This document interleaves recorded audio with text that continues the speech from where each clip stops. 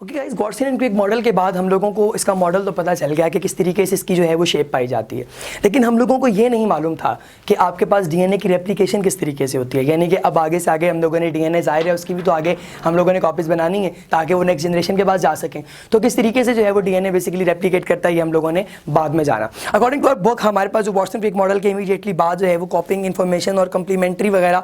जो है वो हो गई, और इसके बाद हम लोगों को इस चीज़ की ज़रूरत पड़ी कि हम लोग पता चलाएं कि रेप्लिकेशन जो है वो किस तरीके से होती है। अब हमारे पास जो है इसके अंदर एक डेफिनेशन आती है, that is semi conservative replication, ये पाई जाती है आपके पास डीएनए के अंदर। अब सेमी कंजर्वेटिव का मतलब क्या है कि इसके अगर चूंकि हमारे पास जो है वो कितने हैं, दो हमारे पास स्ट्रैंड्स हैं, तो एक जो स्ट्रैंड है वो अलग से और दूसरा स्ट्रैंड जो है वो अलग से हमारे पास जो है वो दो नई जनरेशन्स बनाएगा। अगर मैं इनके साथ ये देखें,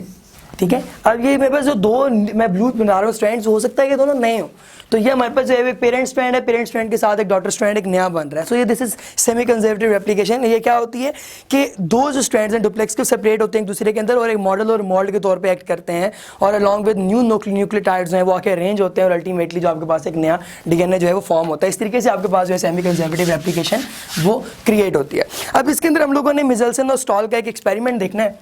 ठीक है, मिज़ेल्सन एंड स्टॉल्स एक्सपेरिमेंट, ठीक है। अब मिज़ेल्सन और स्टॉल ने एक एक्सपेरिमेंट किया, वो एक्सपेरिमेंट बेसिकली क्या बताता है आपको, वो बेसिकली आपको बता रहा है कि किस तरीके से हमारे पास जो है वो डीएनए रेप्लिकेट कर रहा है। इसके अंदर हम लोगों ने क्या किया, इसके अंदर हम लोगों ने बेसिकली स्टॉल और ये कैलिफोर्निया की यूनिवर्सिटी के अंदर जो है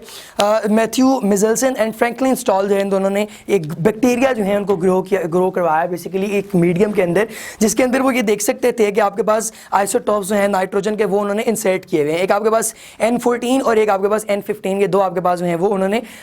इंसर्ट किए हुए हैं आइसोटॉप्स। इन आइसोटॉप्स को इंसर्ट करने के बाद उन्होंने जो है वो क्या किया, सबसे पहले उन्होंने सेंट्रीफ्यूज किया अपने उस पूरे कल्चर को, और उन्होंने इसके अंदर देखा कि जब डीएनए की रेप्लिकेशन होगी तो किस तरीके से एक स्ट्रैंड के पास जो है वो कौन सा आइसोटॉप जाएगा। तो ये आइसोटॉप्स किस तरीके से गए, हमारे पास जो मिसाल के तौर पर ये एक स्ट्रैंड है, ठीक है, तो इसके अंदर जो नाइट्रोजन के आइसोटॉप्स गए थे वो अल्टीमेट, फॉर एग्जांपल अगर मैं बात करूं नाइट्रोजनस बेसिस की, तो में नाइट्रोजन है ना, तो वो नाइट्रोजन ही आगे लगेगा न्यूक्लियोटाइड्स को बनाने के लिए। सो एक के अंदर हमने देखा कि N14 जो है वो जा रहा है, और हमारे पास जो दूसरा मोल्ड है वो सेकंड जनरेशन में आपको N15 शो करवा रहा है, यानी कि 14-15 के दरमियान का एक आपके पास जो है वो हैवी मटेरियल वहाँ पे जनरेट हो रहा है, जिसने आपको अल्टीमेटली ये बताया कि आपके पास जो डीएनए की रेप्लिकेशन है यहाँ पे दैट इज सेमी कंजर्वेटिव। अब उसने इससे ना कुछ जो है वो अपना रिजल्ट्स जो है वो जनरेट करवाए। उसने कहा कि after the first round of replication each daughter DNA duplex was a hybrid processing one of the heavy strands of parent molecule and one line. यानी उसने कहा कि जब हम लोगों ने पहले राउंड के बाद देखा रेप्लिकेशन हुई है तो आपके पास स्ट्रैंड का जो हाफ है वो पेरेंट वाला था यानी कि हैवी था,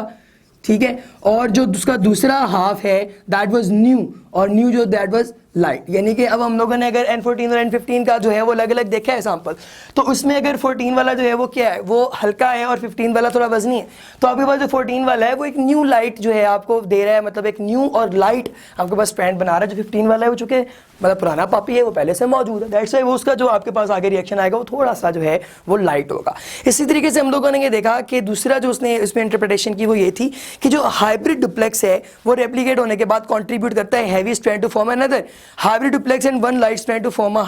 light duplex. Thus, this experiment clearly confirmed the prediction of Watson and Crick model that DNA replicates in semi-conservative manner. इसकी आपके पास जो है वो डायग्रामेटिक व्यू जो है वो डिफरेंट ट्यूब्स का वो आपके पास नीचे गिवन है, वो आप लोग देखेंगे, और अगर पेपर में ये क्वेश्चन आएगा तो आप उसको जब पुट करेंगे लिखेंगे तो उसमें ये चीज़ें भी ऐड करेंगे। कल्चर आप लोगों ने बनाना है और कल्चर के बाद आपने बताना है कि टेस्ट ट्यूब्स के अंदर हम लोगों ने किस तरीके से इसको परफॉर्म करवाया, और अल्टीमेटली जो दो रिजल्ट्स मैंने आपको बताए रिजल्ट्स आपने उसके अंदर पुट करने हैं। जो रेप्लिकेशन का प्रोसीजर है that is also quite simple, note मतलब ये कोई इतना ज़्यादा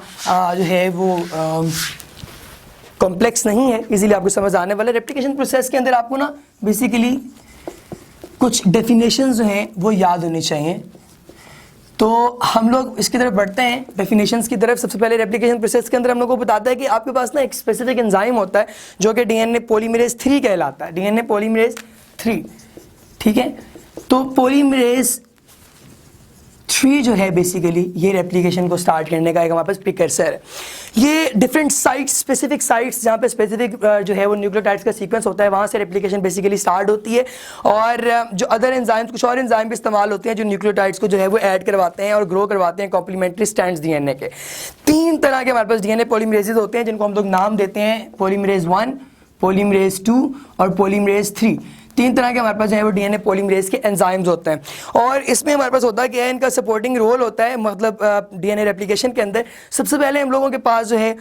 जो डीएनए पॉलीमरेज 3 है वो 10 गुना जो है वो लार्जर और फार मोर कम्प्लेक्स है स्ट्रक्चर में बाकियों के निस्बत। एंजाइम जो है is a dimer and catalyses replication of one DNA strand. Polymerase 3 progressively threads the DNA through the enzyme complex moving at a rapid rate. Some 1000 जो न्यूक्लियोटाइड से लेकर ये हमारे जो है वो 1000 न्यूक्लियोटाइड्स पर सेकंड आपके पास जो है वो ये प्रिपेयर कर रहा होता है, 1000 न्यूक्लियोटाइड्स पर सेकंड। ठीक है, तो इसके साथ इसका मतलब क्या है कि ये 1000 जो न्यूक्लियोटाइड्स उनको 1 सेकंड के अंदर अरेंज करवा रहा है और उसके अरेंजमेंट से जो है हमारे पास एक नया जो है वो स्ट्रैंड वो बेसिकली बन रहा है। सो इसी तरीके से हमारे पास जो है वो न्यूक्लियोटाइड्स हैं वो ऐड होते रहते हैं और अल्टीमेटली अगर हम लोग देखें ये फिगर नंबर 20.19 इसको अगर मैं ड्रॉ करने की कोशिश करूँ तो इसमें आपको वो बेसिकली बता रहा है कि किस तरीके से आगे, फॉर एग्जाम्पल मेरे पास ये डीएनए का स्ट्रैंड, ठीक है, मैं इसको ओपन किया हुआ है। ठीक है, अब इसके अंदर से एक स्ट्रैंड जो है वो बन के निकल रहा है बाहर, इसके ऊपर न्यूक्लियोटाइड्स, ठीक है, वो बन के बाहर निकल रहा है। पॉलीमरेजेस जो हैं वो बेसिकली वो यहाँ पे एक्ट कर रहे हैं, ठीक है, और वो इन फ्रेगमेंट्स को यहाँ से बाहर निकाल रहे हैं। फ्रेगमेंट्स आगे जाके एक और फ्रेगमेंट से अटैच होकर आपके पास एक नया स्ट्रैंड जो है उसको जनरेट करवा रहे हैं। इन जो फ्रेगमेंट्स आपके पास न्यू बन रहे हैं डीएनए के, जो उन फ्रेगमेंट्स इनके ऊपर न्यूक्लियोटाइड्स का एक सीक्वेंस प्रेजेंट है, उनको हम लोग नाम देते हैं ओकाजाकी